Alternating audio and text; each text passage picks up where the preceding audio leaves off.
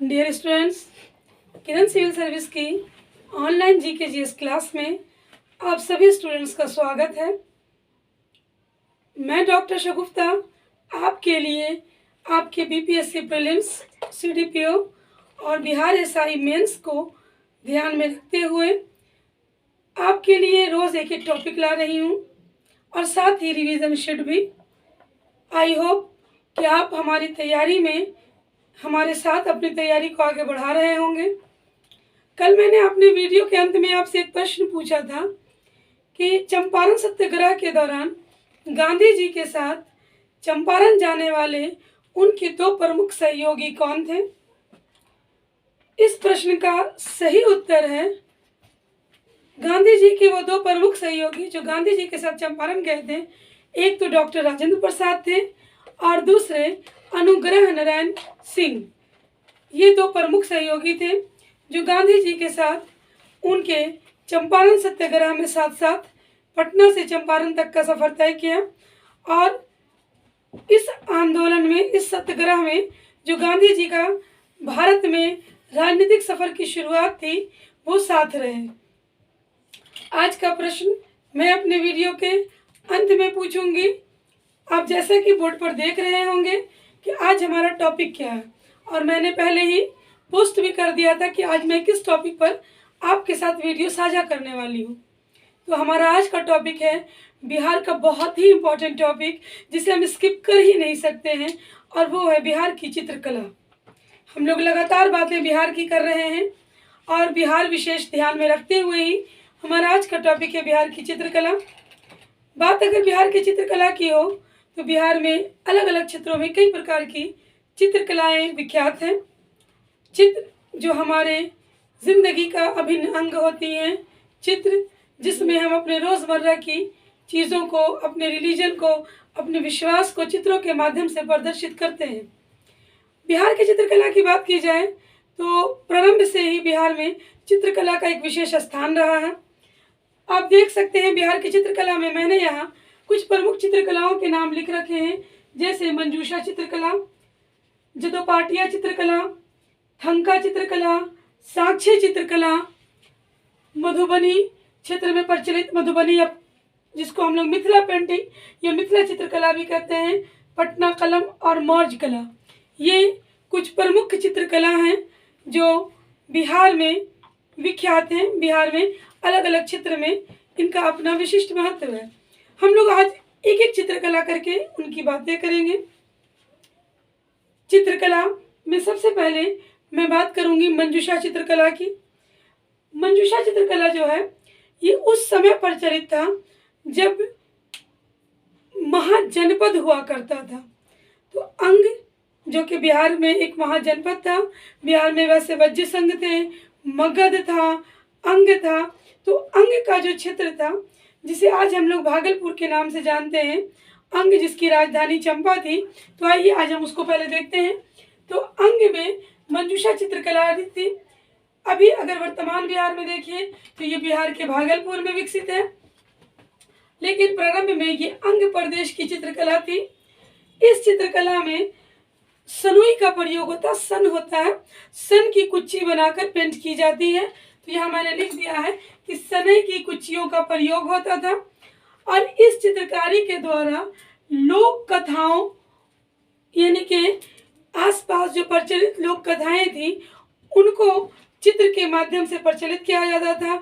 इसमें बहुत ही फेमस चित्रकारी है जो शिव पार्वती की चित्रकारी है। इस चित्रकारी की जो सबसे बड़ी विशेषता थी वो ये थी कि हमेशा इस चित्र में जो दिखलाया जाने वाला पक्ष था, ये सामने से की जाने वाली चित्रकारी नहीं थी। मैंने यहाँ लिख भी दिया है कि जो पात्र होते थे इस चित्रकारी के, उनका बायां भाग दिखाया जाता था। यानी चित्र इस तरह से बनती थी कि दाहिना भाग छुप जाए और बायां भाग चित्र में सामने से दिखाई दे। चित्र में स्त्री, पुरुष, देवी देवताएं, पेड़ पौधे, अनेकों चीज को कथाओं के तौर पर वर्णित किया जाता था। तो ये मंजूषा चित्रकारी अंग प्रदेश में विकसित थी, और जिसका क्षेत्र आज वर्तमान में अगर देखिए तो भागलपुर है। और ये चित्रकारी लोक कथाओं से संबंधित थी। ध्यान रखिएगा, इसमें प्रश्न हो सकता है कि मंजूषा चित्रकारी किस क्षेत्र की प्रसिद्ध चित्रकारी है? तो अगर ऑप्शन वर्तमान के अनुसार है तो भागलपुर, और अगर ऑप्शन आपका पीछे की तरफ लेकर जाता है तो आपका आंसर होगा अंग प्रदेश। क्वेश्चन हो सकता है कि मंजूषा चित्रकारी में चित्रकारी करने के लिए किस चीज का प्रयोग किया जाता था? तो सनई की कुच्चियों का प्रयोग किया जाता था। प्रश्न हो सकता है कि मंजूषा चित्रकारी में किस चीज को दर्शाया जाता था? तो लोक कथाओं को दर्शाया जाता था। एक और क्वेश्चन इससे बन सकता है कि मंजूषा चित्र कौन सी चित्रकारी है जिसमें पात्रों के बाएं पक्ष को दिखाया जाता था? तो आंसर होगा मंजूषा चित्रकारी। तो ये कुछ प्रमुख प्रश्न हैं जो इससे उठ सकते हैं। और एक चीज इसमें ध्यान रखिएगा, श्रीमती चक्रवर्ती देवी मंजूषा चित्रकारी की प्रमुख चित्रकार हैं। तो ये क्वेश्चन दे सकता है कि श्रीमती चक्रवर्ती देवी का संबंध किस चित्रकला से है? तो श्रीमती चक्रवर्ती देवी का संबंध मंजूषा चित्रकला से है। तो ये बात हो गई मंजूषा की। अब हम लोग दूसरे चित्रकला को देखते हैं। हमारा दूसरा चित्रकला है जदोपाटिया चित्रकला। आप देख सकते हैं, यहाँ मैंने लिख रखा है आपके लिए। ये जो जदोपाटिया चित्रकला है ये उस समय प्रचलित था जब झारखंड का तो गठन हुआ नहीं था, तो बिहार में ही संथाली लोग आते थे। तो संथालियों का ये प्रमुख चित्रकला था। संथाली इसे वंशानुगत तौर पर पीढ़ी दर पीढ़ी कैरी करते हैं। और ये जो जदोपाटिया है ये संथालियों का ही प्रमुख चित्रकारी है। इसमें हमेशा ध्यान रखिएगा कि ये संथाली लोग वंशानुगत पीढ़ी दर पीढ़ी इसको अपनाते हैं कारोबार के रूप में। इसमें गाढ़े चटक रंग का प्रयोग होता है, यानी इस चित्रकारी को बनाने में जिस कलर का प्रयोग होता है वो चटकीला कलर होता है, डीप कलर होता है। इस चित्रकारी की प्रमुख विशेषता है। और ये चित्रकारी जो की जाती थी वो या तो कागज पर या कपड़ों के टुकड़ों पर, कपड़ों के छोटे टुकड़े पर ये चित्रकारी होती थी। इसे खास तौर पर लोग घरों को सजाने के लिए प्रयोग करते थे, फ्रेमिंग जो बनता है। और इस पर भी चित्र के माध्यम से लोक गाथाओं का चित्रण किया जाता था। आमतौर पर जो चित्रकारी जदोपाटिया की मिली है उसका माप 15 फीट लंबा और 20 फीट चौड़ा, यानी 15 बाई 20 फुट का वो पेंटिंग है जो सबसे ज़्यादा जदोपाटिया में प्रचलित साइज था। तो ये कुछ बिंदु हैं, इसको ध्यान रखिएगा। क्वेश्चन दे सकता है कि बिहार की कौन सी चित्रकारी है जो संथालों की चित्रकारी है? तो जदोपाटिया। क्वेश्चन दे सकता है संथालों की चित्रकारी जदोपाटिया कैसी चित्रकारी है? तो वंशानुगत। क्वेश्चन दे सकता है कि बिहार की कौन सी चित्रकारी है जिसमें गाढ़े और चटकीले रंग का प्रयोग होता है? तो जदोपाटिया चित्रकारी। ये कुछ प्रमुख बिंदु हैं जिनसे प्रश्न आपके बन सकते हैं। संभावित प्रश्नों को भी हम देखते चल रहे हैं। तीसरी चित्रकारी है थंका चित्रकला, बिहार का बहुत फेमस है। वैसे तो ये चित्रकला बिहार में विकसित नहीं हुआ है। थंका चित्रकला का विकास मूलतः तिब्बत में हुआ, लेकिन क्योंकि बिहार बौद्ध धर्म का गढ़ रहा, बौद्ध धर्म का उद्भव और विकास बिहार में हुआ, बौद्ध धर्म के प्रवर्तक गौतम बुद्ध को ज्ञान की प्राप्ति बिहार में हुई, इसलिए बौद्ध धर्म का बिहार से गहरा संबंध है। इसीलिए ये थंका चित्रकला तिब्बत का होते हुए भी बिहार में खूब फला फूला। थंका चित्रकारी जो तिब्बत से निकलकर बिहार आया, इसमें हम खास तौर पर देखते हैं गौतम बुद्ध के जीवन से संबंधित दृश्य। अब जीवन से संबंधित दृश्य क्या है कि इस चित्रकारी में हम गौतम बुद्ध की गर्भ में प्रवेश, गौतम बुद्ध का जन्म, गौतम बुद्ध का बाल्यकाल, गौतम बुद्ध की जीवनी जैसे अनेकों दृश्य के चित्र देखते हैं। थंका चित्रकला जो है इसका भारत में पटना में 109 दुर्लभ चित्र प्राप्त हुआ है और ये दुर्लभ चित्र पटना संग्रहालय में रखा हुआ है। तो आप देख सकते हैं कि थंका चित्रकला जो मूलतः तिब्बत से आया, बिहार में इसके 9 चित्र मिलने का कारण है कि ये चित्रकला बिहार में खूब अच्छे से फला फूला। इसे यहाँ के लोगों ने बड़े ही प्रेम से अपनाया और इसमें बुद्ध के जीवन का चित्रण होता है।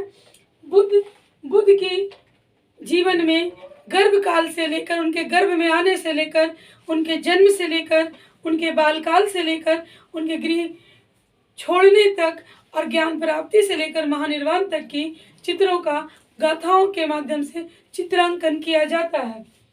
क्वेश्चन पूछ सकता है कि पटना संग्रहालय में किस चित्रकला के दुर्लभ चित्र मौजूद हैं? तो थंका कला के। क्वेश्चन ये भी हो सकता है कि थंका कला के कितने दुर्लभ चित्र पटना संग्रहालय में संग्रहित हैं? तो 109। क्वेश्चन हो सकता है थंका चित्रकला कहाँ से आई? तो तिब्बत से आई। क्वेश्चन हो सकता है थंका चित्रकला का संबंध किससे है? तो गौतम बुद्ध से है। ये कुछ संभावित प्रश्न थंका चित्रकला से हो सकते हैं। थंका चित्रकला बिहार से निकलकर खासकर दलाई लामा के आने के बाद हिमाचल के धर्मशाला और अनेकों बौद्ध मठों में चित्र के रूप में हमको देखने के लिए प्राप्त होती है। इसके बाद बिहार में ही एक प्रचलित चित्रकला है जिसे हम कहते हैं सांझी चित्रकला। सांझी संस्कृति हमारी सांझी चित्रकला। सांझी चित्रकला, हालांकि इस चित्रकला का विकास बिहार में ज़रूर हुआ, लेकिन इसका उद्भव बिहार में नहीं हुआ। सांझी चित्रकला का उद्भव उत्तर प्रदेश के बर्ज में हुआ। उत्तर प्रदेश के बर्ज से सांझी चित्रकला बिहार तक पहुंचती है।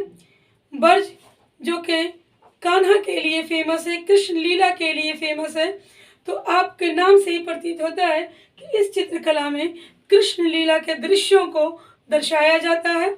बिहार में इसका प्रयोग कई जगहों पर उत्सवों में, सजावट में, अनेकों चीज़ों में करते हैं। खासकर अल्पना बनाने में, रंगोली बनाने में, अरिपन में, जो कि सजावट के लिए उत्सवों में, त्योहारों में प्रयोग किया जाता है।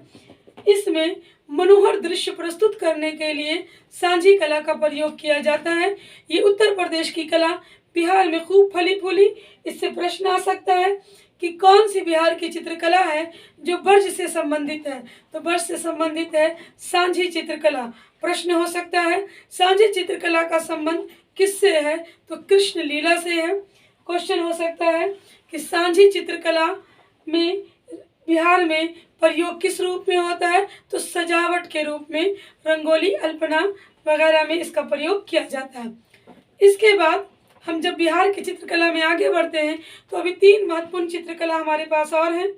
पटना कलम, मधुबनी पेंटिंग और मौर्य काल की कला। इनकी तरफ अब हम चलते हैं। आइए देखते हैं सबसे पहले मधुबनी या मिथिला चित्रकला को। मिथिला या मधुबनी चित्रकला बिहार में बहुत ही ज़्यादा अपनी पहचान रखती है। ये देश ही नहीं विदेश में भी बिहार का प्रतिनिधित्व करती है। इससे प्रश्न अनेकों बार अनेकों परीक्षाओं में देखे गए हैं। इसका संबंध बिहार से बहुत गहरा है, क्योंकि हाल ही में पिछले कुछ वर्षों में देखिएगा तो बिहार सरकार के द्वारा सरकारी भवनों पर, इमारतों पर, चारदीवारियों पर इस चित्रकला की पेंटिंग करवाकर इस चित्रकला को बढ़ावा देने की, इससे लगे लोगों को रोजगार देने की कोशिश की गई है बिहार सरकार के द्वारा। अगर बात की जाए मधुबनी चित्रकला की, जिसे हम मिथिला चित्रकला या मिथिला पेंटिंग के नाम से भी जानते हैं, तो इसका शुरुआत कर्नाट वंश के काल में होता है।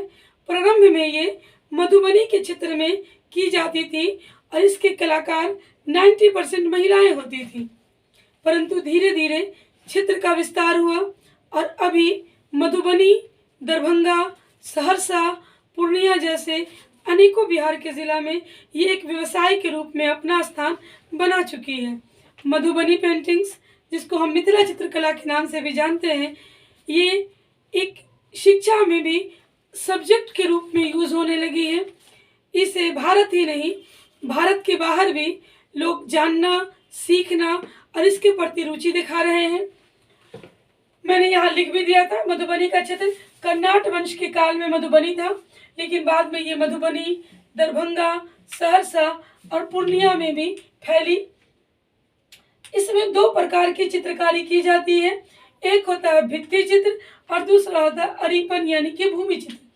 भित्ति चित्र में महिलाएं पक्की फर्श पर, कोहबर है या पूजा स्थल है या कोई भी ऐसी चीज़ जो घर के भीतर सजावट के लिए दीवारों पर, पक्का पर इसका निर्माण करती हैं। जबकि अरिपन यानी भूमि चित्र में महिलाएं किसी विशेष अवसर पर इसका प्रयोग करती हैं, ज़मीन पर बनाती हैं और फिर लेकिन इसके बनाने में जो खास ख्याल रखा जाता है कि प्राकृतिक कलर का ही प्रयोग किया जाता है। अब इसका विस्तार इतना ज़्यादा हो चुका है कि चुनरी, स्कर्ट, वस्त्र, साड़ी, चादर, पर्दा, अनेकों ऐसे वस्त्र हैं जिस पर मधुबनी पेंटिंग की जाती है और लोग इसे बड़े चौक के साथ खरीदते और पसंद करते हैं। मधुबनी पेंटिंग को जीआई टैग भी प्राप्त हो चुका है। बिहार में ये बहुत ज़्यादा विख्यात है। इसमें जिन चीज़ों का प्रयोग किया जाता है चित्र बनाने में वो है बेल बूटा यानी कि पौधे, झाड़ियाँ, फूल, पत्तियाँ, देवी देवता के चित्र तथा प्राकृतिक से संबंधित, नेचर से संबंधित चित्रों का चित्रांकन किया जाता है। मधुबनी पेंटिंग अब एक महिलाओं का काम ना होकर प्रारंभ में इसे केवल महिलाएं घर की सजावट के लिए, सौंदर्य के लिए करती थी, परंतु अब ये महिला पुरुष सबके व्यवसाय के रूप में सामने आया है। इसे बिहार सरकार और भारत सरकार दोनों ने प्रोत्साहन भी दिया है और अब ये देश की सीमा को पार करके विदेशों में भी अपनी पहचान बना चुका है। इसके बाद अगला जो कला है इसे हम पटना कलम के नाम से जानते हैं। इसे हम कंपनी शैली भी या कंपनी चित्रकला भी कहते हैं। कारण ये है कि ये जिस समय उभरा ये वो समय था जब मुगल साम्राज्य कमज़ोर हो रहा था। जहांगीर, अकबर जैसे मुगल शासकों ने चित्रकला को बहुत प्रोत्साहन दिया। इनके शासनकाल में चित्रकारी को बढ़ावा दिया गया, लेकिन जब शाहजहां के बाद पतन की तरफ मुगल साम्राज्य मुड़ा और चित्रकार को वैल्यू मिलना कम होने लगा, उनके दरबार में महत्व घटने लगी, तो ये शाही चित्रकार दरबारों से निकलकर पटना में आकर बसे। बहुत ज़्यादा मात्रा में, संख्या में ये पटना कूच करके आए, क्योंकि उस समय पटना में चित्रकारी की डिमांड थी, लोग चित्र को पसंद करते थे।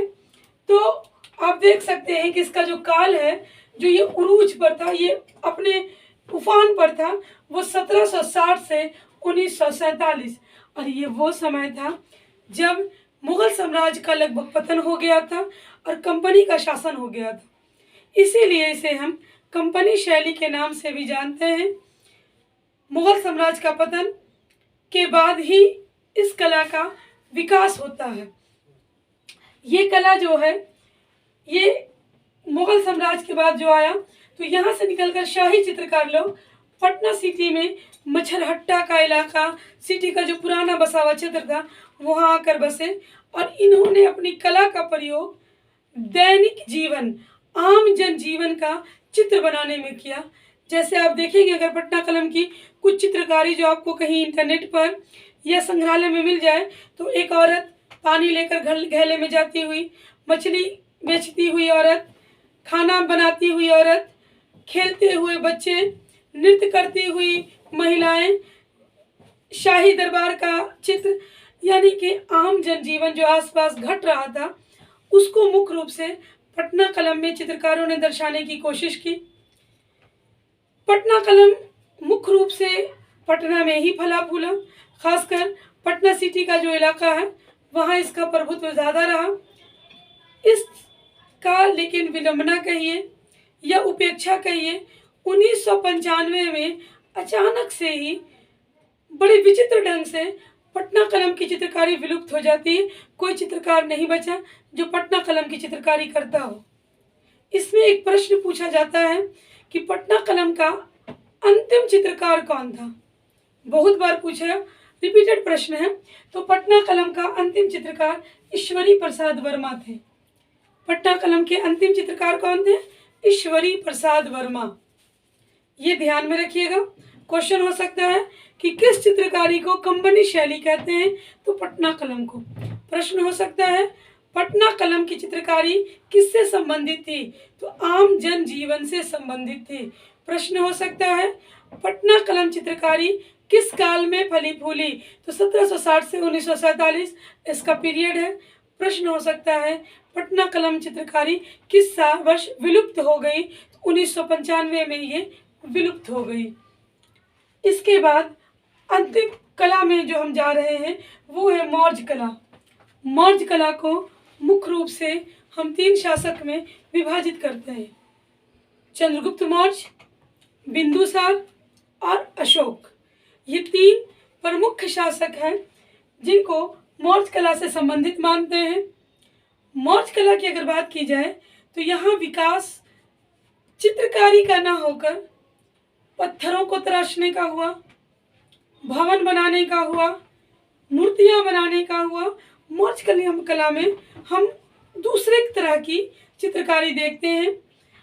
जैसे चंद्रगुप्त के शासनकाल में हमको नजर आता है राजप्रसाद, चंद्रगुप्त द्वारा बनाया गया राजप्रसाद, जो पटना पाटलिपुत्र उस समय था, पाटलिपुत्र के कुम्हरार में था, जिसे देखकर ह्वेन-सांग ने कहा था कि ऐसा लगता है कि इसे मनुष्य ने नहीं देवता ने बनाया है, इतना सुंदर कोई मनुष्य बना ही नहीं सकता। इसके बाद आप अगर देखिए तो ये जो कुम्हरार में स्थित राजप्रसाद था, ये पत्थरों और लकड़ियों से बनाया गया था। इसमें 84 पाषाण स्तंभ थे, यानी पत्थरों के स्तंभ थे। इन पत्थरों को तपदाब से तराशा गया, चिकने और चमकीले पत्थरों के थे। इनकी संख्या जो वो राजप्रसाद का सभागार था उसमें सोच सकते हैं कि वो कितना विशाल होगा कि उसमें 84 पाषाण स्तंभ थे और हर स्तंभ की लंबाई 140 फीट लंबा और 120 फीट चौड़ा था। तो ये राजप्रसाद था। अगर हम अशोक के काल में बात करें तो अशोक ने अपने काल में बढ़ावा देने के लिए कला को स्तंभ का निर्माण करवाया, जिसे हम अशोक स्तंभ कहते हैं। अशोक ने 2 प्रकार के स्तंभ बनवाए, एक वो स्तंभ जिन पर वो अभिलेख लिखवाता था, दूसरे चिकने और बिना कुछ लिखे हुए स्तंभ थे। अगर अशोक के स्तंभों की बात की जाए तो लगभग उसने 30 से 40 स्तंभ बनवाए थे और ये सारे स्तंभ चिकने और पॉलिशदार पत्थरों के थे। इनमें से सारनाथ, वैशाली, लोरिया कई जगहों से हमें स्तंभ प्राप्त हुए हैं, लेकिन अभी सुरक्षित स्तंभों की संख्या अगर ध्यान दी जाए तो मात्र 15 है। उसने कुल 30 से 40 स्तंभ का निर्माण करवाया, लेकिन सुरक्षित स्तंभ मात्र 15 है और उसके स्तंभ का जो वजन है वो भार है 50 टन और स्तंभ की लंबाई है 50 फीट। ध्यान रखिएगा, अशोक के स्तंभ का वजन था 50 टन और अशोक के स्तंभ की लंबाई थी 50 फीट। अशोक के कितने सुरक्षित स्तंभ हैं तो 15 स्तंभ अभी सुरक्षित हैं। अशोक ने कितने स्तंभ बनवाए थे तो 30 से 40 तक अलग अलग पुस्तकों में इसकी व्याख्या दी जाती है। इसके बाद अगर मौर्य काल के कला की बात करें तो स्तूप के रूप में हमको देखने के लिए मिलती है, क्योंकि अशोक ने स्तूपों का निर्माण करवाया। इसमें भी पत्थरों का प्रयोग होता था और इन्हें तराशा जाता था। इन पे अलग अलग प्रकार के चित्रकारी थी जो उस समय की कला को बताती है। अगर हम मौर्य काल में बात करें तो एक है गुहा विहार। बौद्ध भिक्षुओं के रहने के लिए पहाड़ियों को काटकर विहार बनाया जाता था, जिसमें अशोक और उसके पौत्र दशरथ दोनों के बनाए गए विहार सम्मिलित हैं, बराबर और नागार्जुनी की पहाड़ियों में। इनमें भी हमें मौर्य कला का वर्णन मिलता है। इसके अतिरिक्त यक्ष यक्षिणी की मूर्ति जो दीदारगंज से मिली है, चमार गृहिणी की मूर्ति और बुलंदी बाग से प्राप्त एक लंबी नारी की मूर्ति, ये सारी मूर्तियां चिकनी बलुआ पत्थर की बनी है। और ये मौर्य कला की विशेषता थी कि उस काल में मूर्तियों का निर्माण चिकने और पॉलिशदार पत्थरों से किया जाता था, खासकर बलुआ पत्थर का प्रयोग होता था। तो आज भी अगर आप पटना के जो पटना म्यूजियम नया बना है उसमें आप जाएंगे तो वहाँ सेंट्रल में ही म्यूजियम के अट्रैक्शन के लिए यक्षिणी की मूर्ति रखी है जो पटना के दीदारगंज से मिली है। वहाँ आपको चमार गृहिणी की भी मूर्ति मिल जाएगी और मौर्य काल के अनेकों मूर्तियाँ वहाँ रखी हैं। बुद्ध की मूर्तियाँ, अनेकों मूर्तियाँ हैं जो उस काल के पत्थरों की, उस काल के कला की, उस काल के तराशने वाले की कहानी आपको बताती हुई प्रतीत होंगी। तो ये था बिहार का कुछ प्रमुख चित्रकला। ध्यान से देखिएगा, इनमें से कई प्रश्न आएंगे। मैंने आपको कई प्रश्न बताए भी। मंजूषा चित्रकला, जदो पाटिया, ठंका, सांची, मधुबनी, पटना कलम, मौर्ज कला, और इसके अतिरिक्त भी कुछ चित्रकला थे, लेकिन मैंने उनको यहाँ संग्रहित किया जिनसे प्रश्न आपके बन सकते हैं या पूछे जा सकते हैं। आज का प्रश्न जो आपके लिए मैं छोड़ते जा रही हूँ वीडियो के अंत में, और उत्तर कल अपने वीडियो के शुरू में दूंगी, वो प्रश्न है कि प्रत्येक वर्ष दलहन दिवस कब मनाया जाता है, यानी विश्व दलहन दिवस कब मनाया जाता है, ये आज का प्रश्न है। उत्तर कमेंट बॉक्स में ज़रूर दें, सही या गलत जो आपको आता है आंसर दीजिए। मैं सही उत्तर कल आपको ज़रूर बताऊंगी। तो आज के लिए स्टूडेंट इतना ही। जब तक आप इसे एक नोट्स का रूप दें और अपने याद को, अपने मेमोरी को थोड़ा और आगे बढ़ाएं। लेकिन मैं जाते जाते कहूँगी कि जब मैं आपके लिए मेहनत करती हूँ, वीडियो बनाती हूँ, इसमें बहुत सारे आपके लिए मटेरियल एकत्रित करती हूँ, तो आप इसे लाइक शेयर करें ताकि ज़्यादा से ज़्यादा बच्चों तक ये पहुँच सके। और जो हमारे चैनल पर न्यू हैं वो चैनल को सब्सक्राइब भी करें। इससे हमें मोटिवेशन मिलती है आपके लिए और ज़्यादा से ज़्यादा वीडियो बनाने की। तो आज के लिए इतना ही स्टूडेंट्स, गुड नाइट।